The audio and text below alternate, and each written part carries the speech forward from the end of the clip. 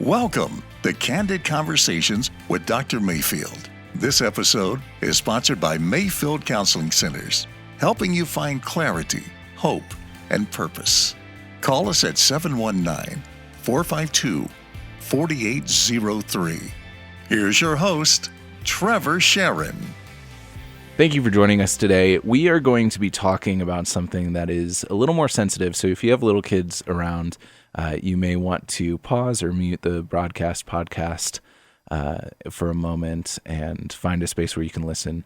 We're going to be talking about self-injury, specifically self-injury with teenagers and what parents can do, and just give a little bit of information about what self-injury is and what it looks like and what we can do. I want to mention before we get into it as well that this broadcast or podcast does not replace counseling. The advice that we're going to be giving is not final. So make sure that if you are in a situation where your teenager is self-injuring or somebody you know is, that you're reaching out to a professional. This does not replace that. Mark, do you have anything to add to that? No, I think that's really good. I think anything that we do on this broadcast and the podcast is not to be meant to be a replacement of counseling, but to be an adjunct to psychoeducation to walk alongside you as you figure these things out. And so I think today we're switching roles a little bit. Just a little bit, yeah. I'm going to be the host, so this is Candid Conversations with Trever Shirin today. But it's really important because this is a path that you've walked in your own life. And I know we've been very open and vulnerable with our listeners about our own stories. And so today we're going to dive into a little bit of yours. And I think it's really important for parents or anybody that's listening to go, let me take a step back and listen, maybe for the first time. Maybe I know a little bit about this. Maybe my child is been struggling with it. But I just ask wherever you are in this, as a listener, that you would take a step back and go, what can I learn today that might be beneficial or new? So Trever, let's talk just in basic terms. What is this? What is self-injury? That's what mental health professionals call it. Right. What do teenagers call it? So a little bit of background. I was self-injuring or cutting, as I called it, right. Back in 2008 through high school. And it was pretty serious. I needed a lot of help, wound up in the hospital for it. And I'm sure we'll get into a little bit more of the story, but cutting is essentially just, it's literally self-harm. It's taking either some sharp object or an eraser or whatever you can do to your body to harm it in either a permanent way or a not so permanent way. And it can be done for hundreds of reasons. In the time that I was self-harming, it was a brief amount of time, but I wound up with thousands of scars for thousands of reasons. And a lot of the time it's either momentary or it's thought through over the course of the day. So I'm thinking people are probably going, oh my goodness, like I didn't realize it could be something so broad or so significant. So is it a suicide attempt? Do parents need to be worried that it is a suicide attempt, or is it something bigger than that? According to studies, and I totally stand by this research as well, 90% of cutting and self-harm is non-suicidal. That means that the self-harmer is not doing it to end their life, and maybe doesn't even have the thought of they want to end their life. A lot of the times, this is just a coping skill. This is something that they're doing to cope with whatever's going on inside, whatever's going on externally. A lot of information that I'm going to share today, I'm stealing from my therapist back in high school. His name's Christian Hill, and he's fantastic therapist, worked for decades with self-harming teens. Give him a plug too, where they can find him, because we want him to. He's the expert on this. Yeah, and you can find a parent's guide to self-harming on his website, which is alpineconnectioncounseling.com. You can also reach out to us and we'll give you more information about him. He's fantastic and I highly recommend him for this. But he has a acronym called SCARS, and it's talking about why teenagers may self-harm. And this is very general, but self-expression is one of them. Sometimes they cannot express the emotions they have. There's a common aspect of self-harm where you're not able to cry. And so the blood becomes your tears in the most graphic and, literal way possible. Control is another thing. Sometimes teenagers just feel like they have no control in their lives, whether they're in a family situation where they're not heard or in school and being bullied. There may be that sense of control that I can do this to myself and nobody can control that. I'm the only one who has control over the blade or whatever. Another one is avoidance. Sometimes we can deal with emotions that are really hard, and we've talked about that before. There are some emotions that are really difficult to deal with, and so this is a way for them to block out that pain emotionally with a physical pain, which is more real and something that they can seize hold of. And then R stands for regulation of emotions. That same concept of sometimes there are emotions that we don't want to feel, and so we can feel something else and numb out that pain. And then finally, self-punishment is S. And this is, and I identified with this a lot too, of there would be situations where I'd say something really dumb at school, and I'd feel like the only way to make up for it was to punish myself because I did this stupid thing, and so I deserved to be punished. And this was such a literal and brunt way of feeling that punishment. So that's the SCARS acronym for some of the reasons why teenagers might self-harm. I know as a parent, if just thinking about if I had one of my kids were to do this, it'd be pretty alarming. And, right. And I know a lot of parents are hearing this, going, "Okay, we're making it sound so normal, or it's just a part of life." But and it's the SCARS analogy I think is really, or acronym is really good because it takes us through the different reasons. But can it be a cry for attention? Is it a cry for attention? Is it something that we just said it 90% are not suicidal, which it could be suicide by accident if they're not knowing what they're doing and those kinds of things. Yeah. But we're also saying not to ignore it, right? I mean, we're saying that is it a cry for attention in your mind? There are two types of cutters, and anybody who is self-harming now and listening to this podcast, hello, thank you for listening. I hope that you feel comfortable enough to reach out and talk to us. But there's two types. There's the attention seeker, and then there's what's called the true cutter. And this doesn't mean that the attention seeker is not in need of help or needs something or is going through something less serious than the other. It's just what my therapist would use as the terms. And so the true cutter is somebody who cuts for any of these reasons and hides it. Okay. Doesn't share it with their family, doesn't share it with their friends, isn't posting pictures on Snapchat. It's a private affair. It's something that's very, very private and intimate. The attention seeker cutter is one who will cut, and maybe it's not as severe. I mean, true cutters tend to be more severe in the self-harm that they do. Like pushing the envelope a little bit. Absolutely. Not saying that attention seekers can't do the same. They can, and in fact, attention seeking is probably more dangerous because if that need for attention is not had, they're pushed to further and further lengths. But the attention seeker is one who will cut on their thighs or on their arms and then wear shorts or short sleeves the next day. Right. And it's not a hidden affair. It's not something that they're trying to keep away from everybody. It's a statement almost. And I, personally, would go between the two. There were times when it was the true cutter, where I was hiding it. It was personal. It was intimate. Didn't share anything with anybody. And then there were other times where I'd do it purposefully, and then I'd flaunt it just because I wanted to piss off whoever.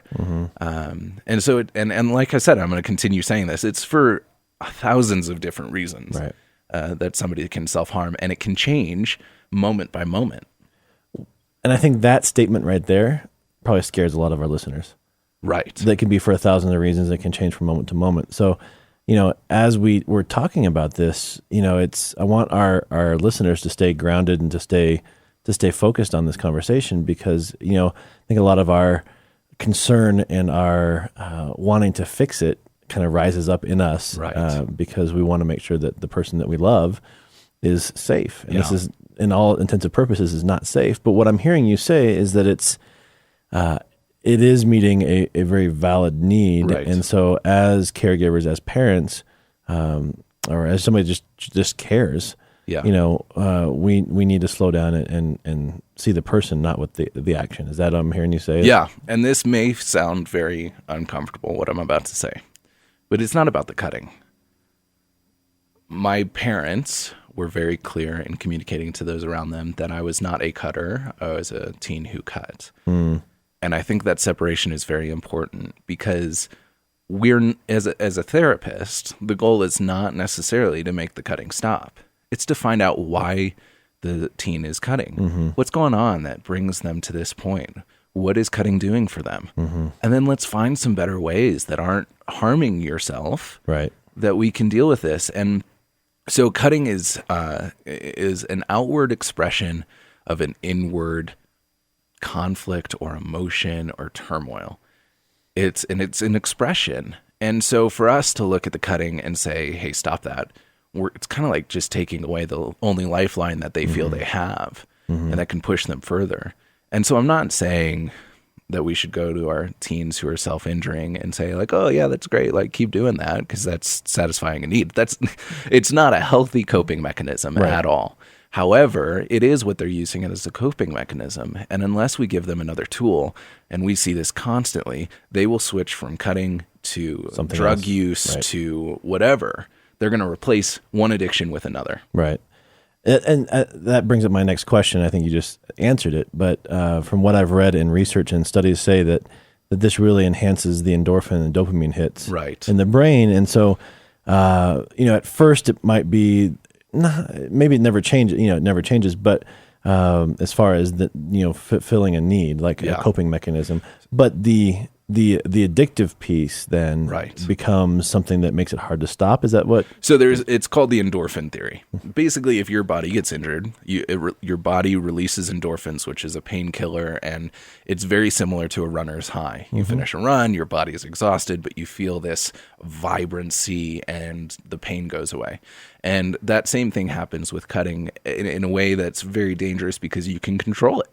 You don't have to run for 30 minutes to feel a runner's high anymore. You can just take a razor blade and within 5 seconds, there's that runner's high. And it's an addictive substance. I mean, we've talked before about how chemicals in our brains that are naturally produced are very similar to chemicals that are in cocaine and methamphetamine, all of these different drugs. And so we can get addicted to the endorphins.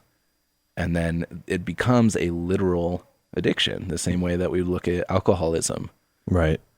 So how do we support individuals, whether it be a neighbor that we know, a friend, our own child? Yeah. How do we support individuals that are going through this type of expression? That is a great question. First off, I would say you don't understand, even if you feel you do. I, as an individual who used to cut, would not approach a teenager who is cutting and say, I understand, because there's so many different reasons. Sure. It is better to learn to understand, to communicate with them and say like, hey, listen, I want to be there for you and I want to understand what's going on. And I'm not here to fix you. I'm just here to help you.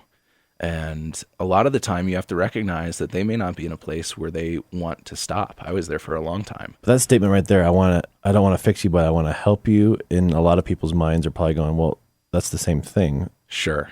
So can you elaborate on that a little bit? Yeah, so we've talked before with Aaron and Greg Smalley about my favorite video called It's Not About the Nail. You can look it up on YouTube, and it's basically just saying it's not about the problem all the time. Sometimes we just need to be heard. Sometimes we just need to be in the same room with somebody who is listening to us and not offering advice, not telling us how to fix it, but just listening. And it may seem like you're being completely useless as the listener, but that can mean the world to people. We want to be heard. Yeah. Right, yeah. Human beings need to be heard. Okay, so being inquisitive, not saying that I understand because we can't put ourselves in their shoes that to that level, even if we've experienced this kind of thing. But so I'm hearing you say be inquisitive, ask questions. I know that a lot of times with parents, especially, that there's this. I'm going to use the word kind of righteous indignation, or like I need to jump in and fix or save. This is not right. There's this sense of justice needs to happen or whatever. And what I'm hearing is no, you can't. You got to kind of squelch that for a little while, and you need to be that inquisitive person, because the moment that you show defensiveness, or the moment that you show judgment, that individual that's self-injuring is going to crawl back into their hole and not share anything. Right. Yeah, there's a vulnerability with being found out and with somebody knowing that you are self-harming. Yes. And soon we'll have my parents on this broadcast to talk about a parent's perspective of a teen who self-harmed. And my parents made a lot of mistakes, and the parents who are listening are going to make a lot of mistakes. But ultimately, those happen, and it's okay. We all make mistakes. We're all going to mess up. We're all going to react out of our emotions. My dad was very angry at me for a long time, but overcame that just through patience of being willing to love me in the midst of my pain. So, okay, let's go along the kind of the path here. So a parent finds out, or a caregiver finds out that their loved one is self-injuring or is cutting. They approach through a kind of this empathic desire to want to understand and not fix. So they're going to ask questions. They're going to be non-judgmental. They're going to sit down and really explore. What would be the next step after that? Yeah. So I think the next step would be obviously to seek professional help, to say, hey, I would love to get you connected with a therapist, somebody that you can talk to, and make it clear, like, I'm not trying to fix you. I'm not trying to make you stop. I just want you to get the help that you're looking for, because there's something going on inside that you need to work through.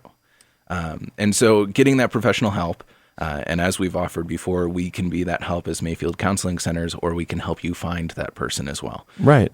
We just want you to find somebody who can help you. Once that happens, get with the therapist, and they may have a lot of things that they say that aren't comfortable for you. My therapist told my parents, keep him alive until he grows up. That was his only homework for them. And they had to sit with that and wrestle with what that meant. And looking back on it, it makes more sense than it did in that time. But if you're meeting with a true professional, somebody who knows what they're doing, working with them in that plan is going to be super helpful. So remind our listeners to either go back to a previous broadcast or our podcast on how to choose and find a good counselor, right? Because this is important, especially when it's this issue. Not all counselors are equal when it comes to this issue. Correct. Now, all counselors, if they're a good counselor and they're not, you can't find somebody that is specializing in this specifically. A good counselor will do their homework, will walk with you. They'll find supervision. They'll make it a priority, but it would be beneficial. That's why we appreciate your therapist and what he's been able to provide. So we can connect people with that. But I think it's not not all therapists are equal when it comes to this issue, and I want to make that very clear. Just like you wouldn't go to a marriage therapist for a drug addiction, right? You need to find those specialties, and we can help with that. But so finding professional help. But I would even suggest too, and maybe you can speak to this, and I know your parents definitely could too, but not just for the child. I think this is an important time for parents to go. Right. We're in this together, and we want to find out is it something that we've done, or is it something that we've contributed to that we need to fix or work on as well. And so it's not just a you. It's a family systems thing in a lot of ways. Absolutely. My family played a big role in why I chose to self-harm. I had 6 younger siblings, and things were chaotic, and I didn't feel like I had control, and my emotions were nuts. They were just way big, and I didn't know how to handle them most of the time. And so I used that as an excuse, and my parents had to work through that because I was saying all of these nasty things out of my pain that weren't true and still aren't true, but I was saying it. And it took my parents being humble enough and willing enough to be self-reflective and to say, okay, is anything that he's saying valid? And if it's not valid in our world, it's still valid in his world. Sure. And so how can we help him when he's perceiving X, which is our perception Y, to recognize that and find some commonality in how we're approaching that? Because I think that's a difficult step, and that takes a lot of work. Well, I'm glad you said that, because I think, for parents to really understand our kids' perspective, and I don't want to say that truth is relative, because it's not. I mean, we believe in a moral compass, right, pointing us to the right direction. But in this moment, the experience in some ways is that child's truth. Yeah. Whether it be right or wrong, it's what is right now. And so instead of trying to get them to see it from a different perspective, or try to fix it, we just need to go, okay, this is how they're perceiving our family. This is how they're perceiving the world. whatever it might be, and how do we sit with that and validate them in that moment?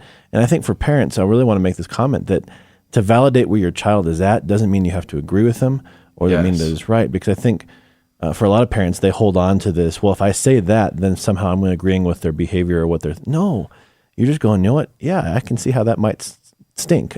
and let's figure this out. Yeah, I want to go back to what my parents would say when they had friends who found out that I was cutting. They were very clear to say, no, he's not a cutter. He is my son who cuts. There was identity spoken of, this is my son, and I love him, and he is precious to us, and he is doing this, but that does not define him. And that was in direct opposition to what I believed, because I was finding identity in cutting. Sure. That was where I was building my identity, and for them to speak that truth, the why instead of my X, was very powerful, but it was still communicating, we know who you are, we love you, we want what's best for you, and we recognize that this is something that you're doing. I think it's a powerful thing right there, because I hear a lot when I work with families, my kid is, and I'm like, no, your kid is not a troublemaker. Your kid is a young man who is finding himself in trouble. Yes. Or, I don't introduce myself that, hi, my name is Mark and I have anxiety. Yeah. Right? I mean, I'm anxious. Or I'm anxious. It's, hi, my name is Mark and I've struggled with anxiety. Yeah. I think there's a transition from a victim mindset to a survivor mindset and a identity mindset. I don't identify. My identity is not wrapped up in my anxiety. Yeah. It's something that is a thorn in my flesh, if you want to use that phrase, but it's not me. And so your cutting was an outward expression of something else, but you were not a cutter. And I think that's really important for our listeners to understand, because we speak identity over people all the time, and how we converse with them and how we talk to them when they're upset. Yeah.